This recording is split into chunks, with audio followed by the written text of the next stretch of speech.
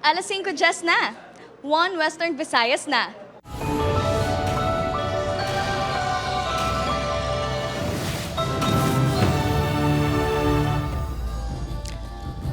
Mga balitang nga atong tutukan subong nga Lunes, pamilya sa menor de edad nga ginbuno patay sa Dueñas, Iloilo, nagasinggitan sang hustisya. 15 anyos nga solterito nagtaliwan matapos ginbuno sang 13 ka beses ang 3 ka menor de edad sa Dueñas, Iloilo. 2 ka menor de edad na lumos sa ginkutkot nga bahin sang talamnan sa Pototan, Iloilo. Lalaki nakuhaan sa video samtang nagapangawat sa abandonado nga balay sa Bacolod City. Construction sang 95.5 million pesos seawall project sa San Jose Antique ginapauntat sang korte. Kag siyam kaadlaw nga misa di Aguinaldo magasugod na buwas December 16. Masobra 1,000 ka pulis kag force multipliers iga-deploy sa mga simbahan.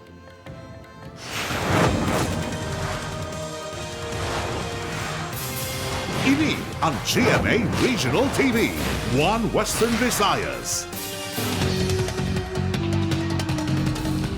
Mayong hapon Western Visayas kag Negros Occidental malantaw makita sa live streaming sa YouTube channel sang GMA Regional TV kag Facebook page sang 1 Western Visayas. Sa nagapanguna nga balita, 15 anyos nga solterito ginbuno sang 13 ka beses sa Dueñas, Iloilo. 3 ka suspect lunsay man mga menor de edad.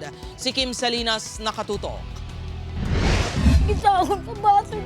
Panasabo ko ng basa kung nahimo ng nga baboy-baboy. Haling kagabi, way ako kaon mawas ko kapanumdum ka basa.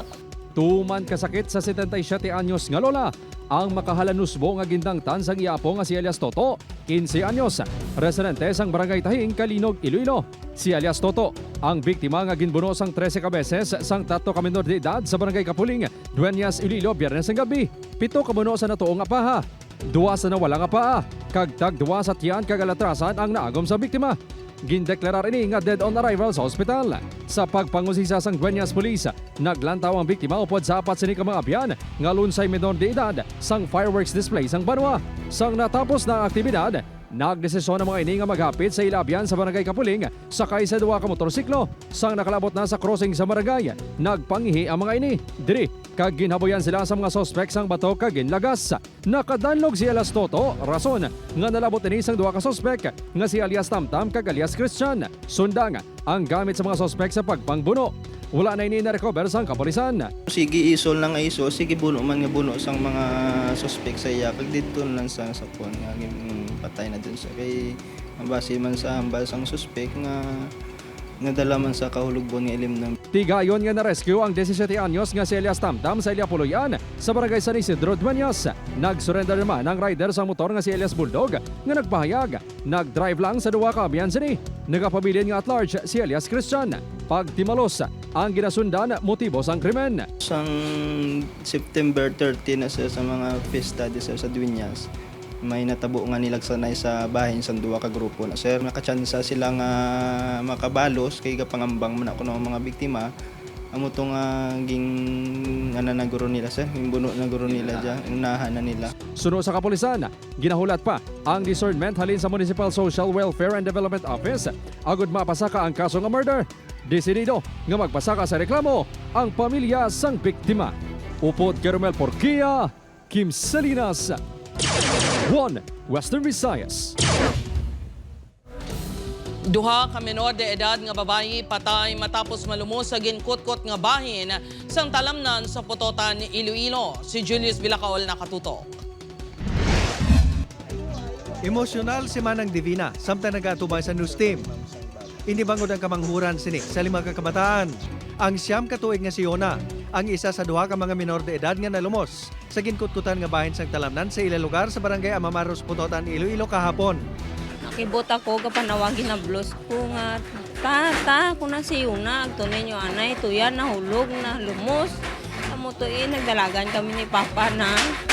Pag-abot naman tuya, may mga bata ron nagasiniyagit. Upod niyo na nga nalumos ang 13 anyos nga si Rian. Sa tiyon sang insidente, pauli ko no ang mga iniupod sa 3 pa nila kakaabyanan halin sa isa kabatsuyan sa ilaman ng barangay. may natawag na ako. Pangita ko ng bata ko kuno lumos. Kasi naglagan mo ko to. May nakotiya ko nga tuyaron gindara sa ospital. Unang aging pahayag nga nagpaligo si Yona, apang ini aging panginwala sang ila kaupdanan. May isa pagid kuno kaupod sa mga ini nga nagtuyo man salbar sa iya, apang pati ini ang jutayan man na lumos. Nga 9 years old, daw nahulog siya. Daw ibinaw nakadali na siya. Tapos madalong ang porsyon. Ang ginimo ni Inday kay Nablos ko sir, ginumpatan niya para salbahon ng iyang amiga. Ang buho ang ginapahayag ginkuhaan sa tusang duta. Kag sa paginulan, ini ang gintiniran sang tubig. Mga 30 minutos kuno antes nakuha ang lawas ni Rian. Ang kay Yona, naglabot pa sa isa ka oras. Gindala pa man ini siya sa Iloilo Provincial Hospital but was declared dead on arrival. Pahanomdom sang kapulisan sa publiko, ilabi na gid sa mga ginikanan. Bantayan gid ang mga menor de edad nga kabataan para makalikaw sa disgrasya. Upod kay Cirilo Rendoque, Julius Belacaon. 1. Western Visayas. Para sa dugang mga balita sa Negros, kag panay mangin kaupod ta si Adrian Prietos. Adrian? Yes, Jers, mga kapuso, madamogin niya salamat. Kawatan, nadakpan sa akto nga nagapangkuha sang gamit sa isa ka abandonado nga balay sa Bacolod City. Yaring balita nga itong gintutukan. May ilang taon lang kuntani si Tyrone sa sulod sa abandonado nga balay sang ihimata sa barangay Tangu, Bacolod City. Apang gintakibot sini ang iyan abtan. Sa sini nga video, makita ang lalaki nga nakaitong nga bayo kag nakakalo. Nagapangukay ini sang mga pagkabutang rason nga iyagin sita. Plan naman teron, taka o bunuon taka da? Ha? Teron taka da? Teron taka da hindi? That time grabe ang ulan na timing nga gid nga kusog ang ulan kapag walang iko buktaw so nag CR lang ko tani tigaling sa CR may buho bala may gakala sa likod pangawit sa mga gamit kasi siya to dugo siya to armado to sa siguro. Suno kay Tyrone na madasig nga nagpalagi ng lalaki kag wala natigayon nga nakapangtaban sang gamit. Apang ginpahayag nga nagbalik iniliwat kag gintaban na sini ang pila ka mga sin kag iban pa nga gamit nga ginpangbutang sa abandonado nga balay. Padayon pa nga ginapangitang suspect base sa kuha sa video. Sunod sa kaprisan, sa tion sa Paskwa, nag-atake ang mga kawatan gani pahanumdom nila sa publiko. Isito itagid nga secure na siraduhan ta, especially ang mga pertahan ta. Kung may mga neighbor ta dira sir nga masaligan ta man, i-inform nga kung pwede nga malantaw-lantaw ang panimbalay. Kaming naman ang aton nga pag-abot na nga 16 ang simbang gabi. Mostly ang mga pamilya ara sa Kagawon, Magalinakat. Opo, Kiril Casilio, Adrian Prietos, 1 Western Visayas. Mga kapuso, 95.5 million pesos seawall project sa San Jose Antique ginapauntat sang korte tungod sa petisyon sa Fisherfolks Association. Ini ang gintutukan ni Kim Salinas. Ginmanduan sang presiding judge sang Branch 11 sang Regional Trial Court sang San Jose Antique ang Department of Public Works and Highway 6 kag ang kontraktor sang 95.5 million pesos nga seawall project sa Barangay Funda Dalipe, San Jose Antique nga temporaryo ang tato ng proyekto. Sunod sa order nga napetsa Disyembre 12, kinahanglan isyuan ang proyekto sang Temporary Environmental Protection Order bangod kun padayunon. Posible ini makatugas ang irreparable damage sa hunasan kag kadagatan pati sa mga manugpangisda. Disyembre 10 ang nagfile sa petisyon ng Funda Dalipe Fisherfolks Association, isa ka environmental non-government organization kag isa ka environmental advocate citizen. Magluwas sa Temporary Environmental Protection Order, ginahingyo sang asosasyon ang rate of continuing mandamos, pag-nullify sang proyekto kag pagbawi sa gingamit nga public funds. Ang 520 ka meters nga proyekto nga 57% nga kompleto sa karon ang ginapahayag nagaguba sa coral reefs kag nesting grounds sang pawikan. Initial nga kadalagaan syempre kay as the term implies temporary no. Continuing mandamos no to direct the agencies concerned no to initiate among others ang rehabilitation sa lugar. Ang mga defendant sa petisyon amo ang local government units ng San Jose Antique, regional offices ng DPWH, DNR, EMB kag ang kontraktor sang proyekto nga JE Tico Construction Company Incorporated. Ginapahayag nga wala nagakto ang mga ini sa hinyo sang asosasyon kag naglapas sa environmental laws kasubong sang Water Code kag Wildlife Act. Gina-require ang mga defendant nga magsabat sa order sa sulod sang 10 ka adlaw. Dili magadepende kung kinahanglan pa bala sang hearing. Pwede nga ang court magdiretso na lang ang mag-require sa partidos na mag-file sa written memorandum after we can decide the case on the basis of written submissions lang. Ginpadulungan sang news team ang DPWH 6 apang hindi sila makapa-interview kung wala approval sa central office. Wala naman sang opisyal nga makapa-interview sa DENR 6 kag EMB 6. Wala naman nagasabat sang mensahe sang news team ang local government unit sang San Jose Antique. Ginatinguan pa sang news team nga makuha ang bayin sang kontraktor sang proyekto. Upod Keromel Porquia, Kim Salinas, 1 Western Visayas. Mga kapuso, pagdugok sa mga sumilimba sa mga simbahan sa Western Visayas, lauman sa pagsugod sang Misa de Aguinaldo Buas. Seguridad sa mga simbahan, tutukan sang Police Regional Office 6. Ini ang gintutukan ni Kim Salinas live sa Haro Cathedral. Kim?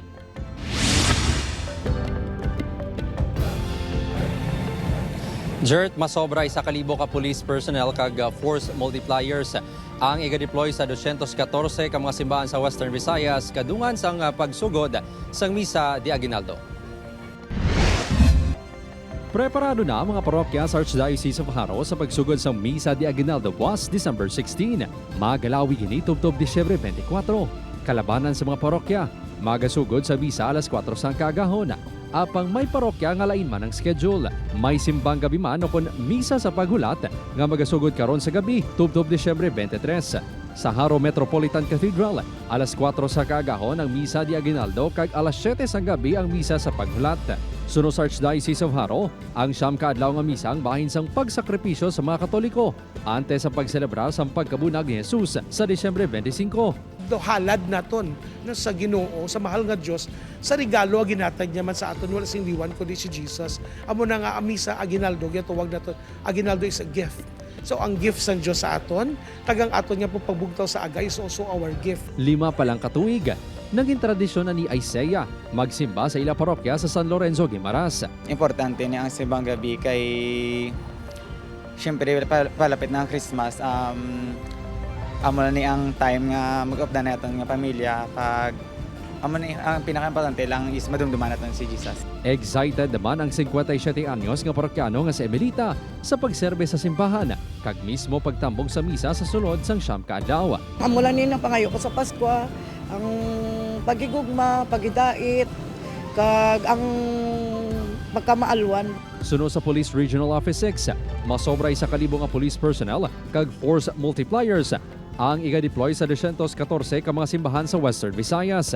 Pila sa tutukan kag luyag matap na sa kapulisan ang petty crimes kasubong sang pickpocketing. Iniya nga mga kapulisan naton in place na niya sa mga simbahanan. This is aside from mga police personnel naton niya sa gihapon nga magapatigayon sang mobile patrol. Kag miyara man kita ya personnel ya nga may mga beat areas nila ko sa diin covered Manila ining mga churches.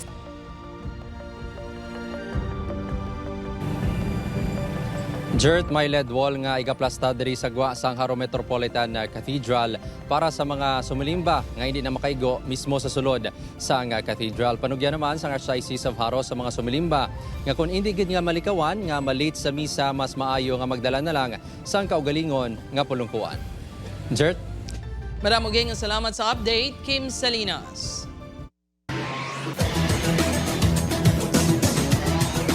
Mga puso, champion ang San Beda Red Lions sa NCAA Season 101 Men's Basketball.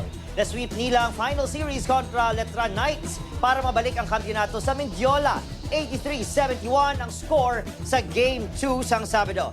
Inina ang ika-24 nga championship title sa San Beda bilang most decorated men's team sa history sang NCAA basketball. Podium finish man para sa Perpetual Altas matapos tutuson ang Benil Blazers sa bronze medal match scoring 87-75. Back-to-back most valuable player ang Benil Giant nga si Allen Liwa. Rookie kag freshman of the year naman si Jonathan Titing Manalili sang Letran. Kaupod nila nga duha sa Mythical Five, Sanday Juniel de la Rama sang San Beda Sebastian Stags. Si Janty Miller sang San Beda Red Lions kag si Kevin Santos sang Letran Knights. Ini ang GMA Regional TV, One Western Visayas.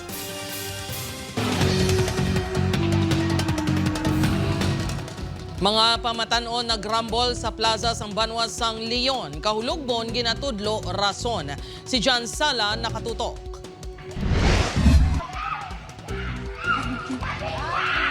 Babatian ang pagsiniyagit sa mga babaeng upod sa mga lalaki nga nagtinapungulay sa plaza sa Banwasang Leon, Iloilo. Natabong rambol sa mga pamatanon pila ka oras matapos ang opening of lights ang Banwa.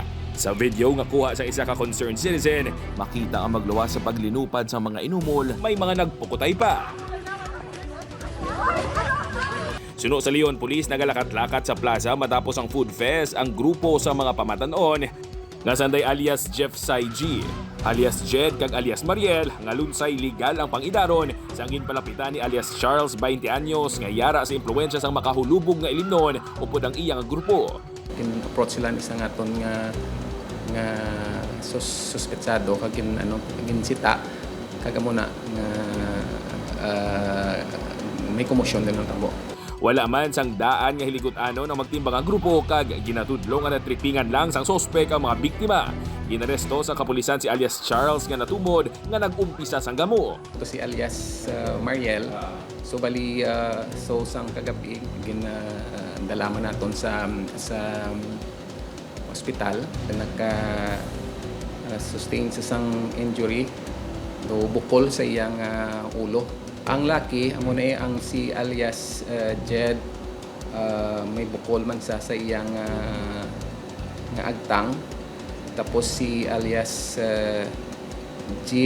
Jeff Saiji, may may laceration sa upper right eyebrow niya.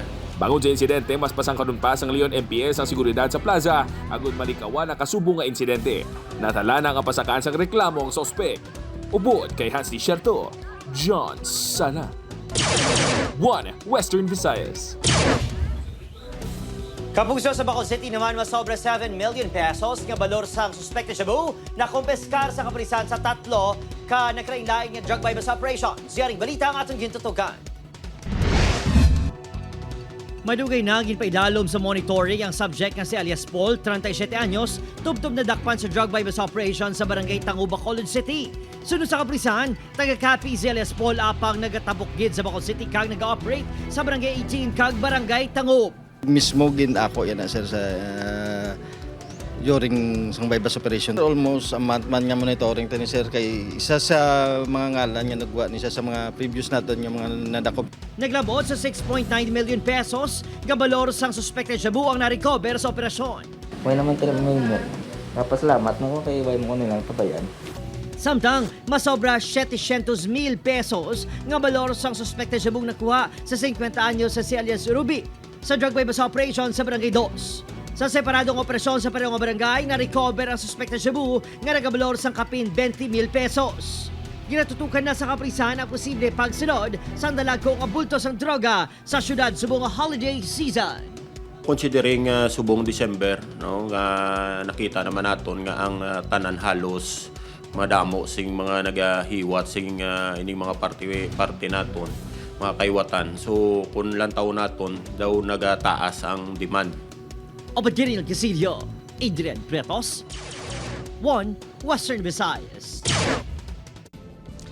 Mga kapuso, mga persons deprived of liberty sa Iloilo City District Jail Male Dormitory, yara na sa masobra 1,400 apisar nga 140 lang ang kapasidad sa jail facility. Si John Sala nakatutok. Mas halog pa kuno ang malasardinas nga plastada sa lata kung ikumpara sa matuntun nga sitwasyon sa sulod sang BJMP Iloilo City District Jail Male Dormitory sa Ungkaharo. Sa datos ang jail management, 140 lang ang kapasidad sa among jail facility. Apang yara na sa masobra 1,400 ang mga persons deprived of liberty o kon PDL sa sulod sa among pasilidad. Sino kay alias Maria nagakabalakan na kuno gani ini sa ikayong lawas sa iyang bana nga PDL bangod sa hindi na maagwantahan nga sitwasyon. Gutok sila ko nung balisakon, taman kainit. Permel lang ko nung gabi ko nung gutok-gutok na sila ko nung magsulod na sila bala. Aminado naman ang jail wardens ang ICDJ-MD nga tuman na kagutok sa sulod sang pasilidad. Duwa na gani kabulan nga ginuntat ang pagdala sang PDL sa among jail facility bangod sa among sitwasyon. Mabudlay sir, kay gutok sila mo. Daw halos na sila, kung ano bala, siko-siko. Mainit, na siya. Kay ang aton nga jail facility na besides ang isa ka ospital, no, so mataas na siya nga building. So hindi siya masyadong well ventilated. So amo na siyang gusto namon tani nga masolusyonan. At least magaganhagan ang ilang pamatyagan sa aton da nga mga PDL subong. Bangod sini nagpahanumdum naman si Beltran sa mga pamilya sang PDL nga sarang sila maka-request nga mahali ng ilang mga himata nga PDL sa BJMP facility sa nangaputotan, ilabi na ang mga nagapuyo malapit sa among banwa. Pwede ka request ang aton nga mga PDL through sa ilang mga lawyers na makamanifest sila sa court. Then pag i-approve sang aton nga court, mapagwa na sila sang order of transfer. Tapos amo na siya dayon aktuhan namon sang BJMP. Pila sa mga rason nga sarang makonsiderar suno sa BJMP amo ang pamahog sa safety sa mga PDL kung mayara sila sang medical condition kag kung tuman nakagutok sa sulod sang ila selda. Upod kay Hans Desierto, John Sala. 1 Western Visayas.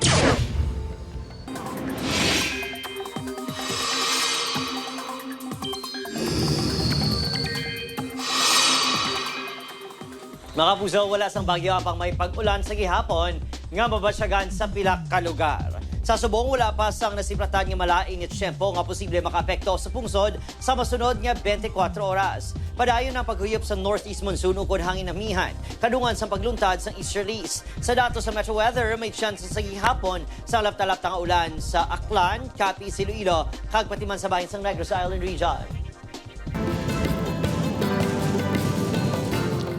Ikatatlo na nga semana sang asod-asod nga pagsaka sa presyo sang gasolina.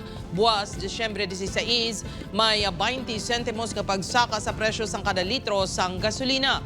Samtang may rollback naman sa presyo sang diesel kag kerosene nga 20 sentimos kada litro. Buwas, Martes aga ipatuman ang adjustment sa presyo sang gato.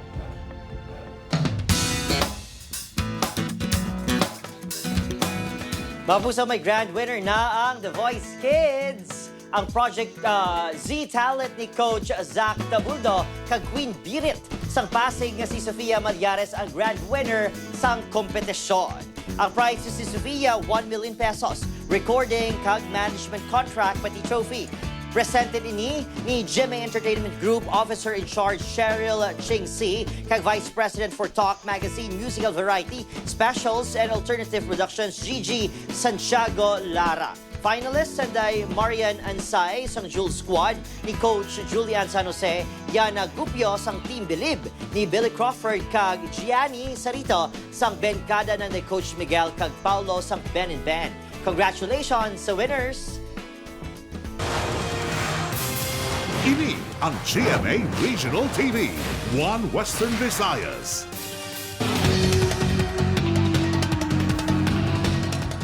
Isa ka balay sa barangay Inzo, Rojas City, ginkawatan sa 17 anyos nga lalaki. 6,500 pesos nga cash na taban. Ini ang gintutukan ni Kim Salinas. Makit-an sa sining nga video ang paglakat-lakat sa isa ka lalaki sa dalan. Ginatabunan sining ang yanawong sang t-shirt.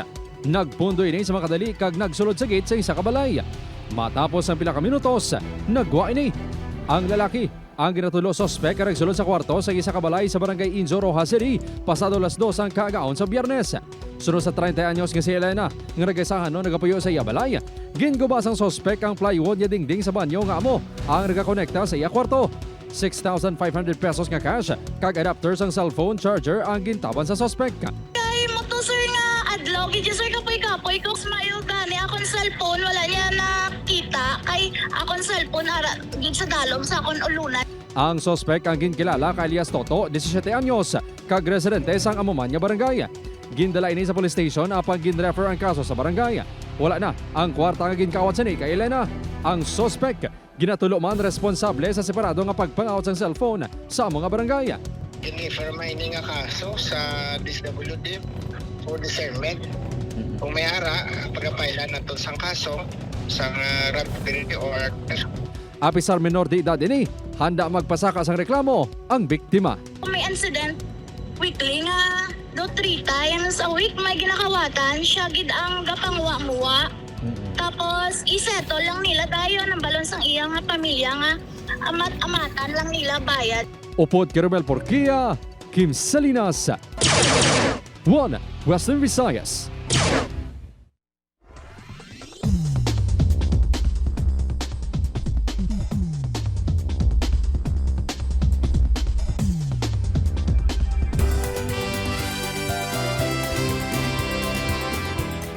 Exciting mga kapuso, handa ng Putotan LGU nga liwat nga pasigahon ng ila munisipyo, plaza kag mayor nga mga dalanon para sa tuigan nga Iwag Festival. Bilang Christmas capital of Western Visayas na uman ang mas iba-level up nga Christmas decorations. Samtang nagalagaw, malingaw man ang mabisita bangod may aras ang cultural kag magic shows, choral kag dance presentations. Siyempre, makisadya sa opening of lights ang Iwag Festival 2025 Sunday Sparkle Stars ara San Agustin, J. Ortega, Sanggang Dikit FR Kaz, Zonya Mejia, kag Matthew Uy. Bantayan sila sa aton Kapuso Fiesta buwas December 16, 6 p.m. See you sa Putotan Public Plaza, mga kapuso.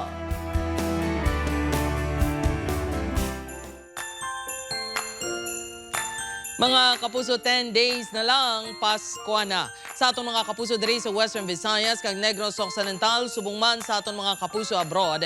Madamo gid nga salamat sa pagtutok.